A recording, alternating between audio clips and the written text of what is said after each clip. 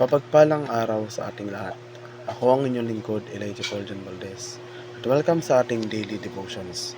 Ang ating verse for the day ay nasa ikalawang mga hari, chapter 6, verse 15 to 17.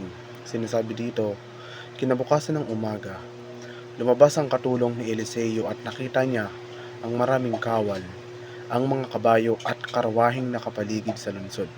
Sinabi niya, "Guro, paano tayo ngayon?" Sinabi ni Eliseo, "Huwag kang matakot, mas marami tayong kakampi kaysa sa kanila." At siya'y nananalangin, "Yahweh, buksan niyo po ang kanyang paningin nang siya'y makakita." Pinakinggan ni Yahweh ang kanyang panalangin at nakita ng katulong ni Eliseo ang mga bundok ay punong-puno ng mga kabayo at karawahing apoy na nakapaligid kay Eliseo. Bagamat sinasabi ng mundo, ang pagkakita ay ang paniniwala. Kabaliktaran ang sinasabi ng Biblia.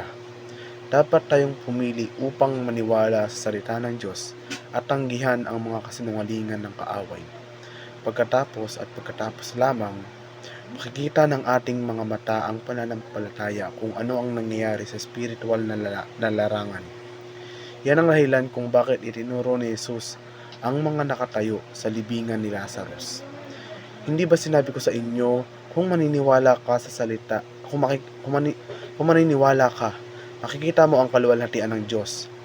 Oo, sa kaharian ng Diyos, ang paniniwala ay laging nauuna sa pagkakita. Kaya't huwag mabulag sa iyong natural na mga kalagayan.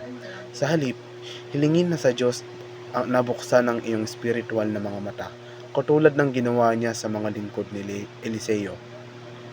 Kapag nabuksan ng iyong spiritual na mga mata, malalaman mo na hindi ka nag-iisa.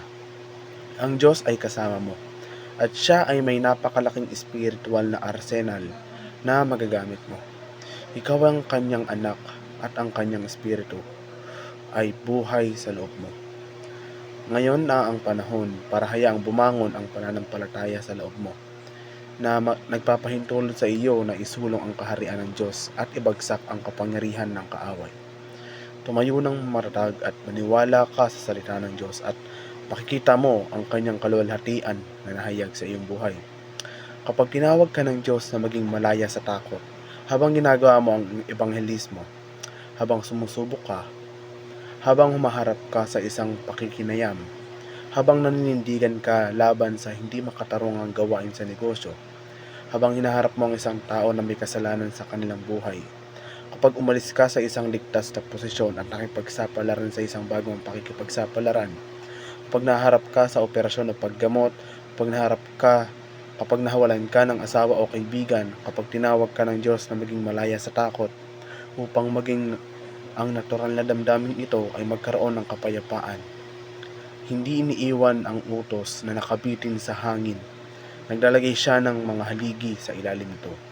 Ang susi sa pagtagumpayan ng takot ay nakasalalay sa mga haligi ng mga pangako ng Diyos. Babalik tayo sa mga haliging ito sa ilang sandali. Tingnan mo sandali ang mga talata hanggang sa talata 10 para makita kung paano nila pinalakas ang pangakong ito at pinalakas ang mga haliging ito. Kung ang susi sa kawalang takot ay ang paniniwala ang Diyos ay iyong Diyos at kasama mo at palalakasin ka, tutulungan ka at itataguyod ka. Kung gayon ay pagkaalam sa kadakilaan ng Diyos na ito ay nagpatindi sa iyong pananampalataya at sa iyong kawalan ng takot. Muli, ako ang inyong lingkod, Elijah Paul John Valdez, at dito na nagtatapos ang aking daily devotions.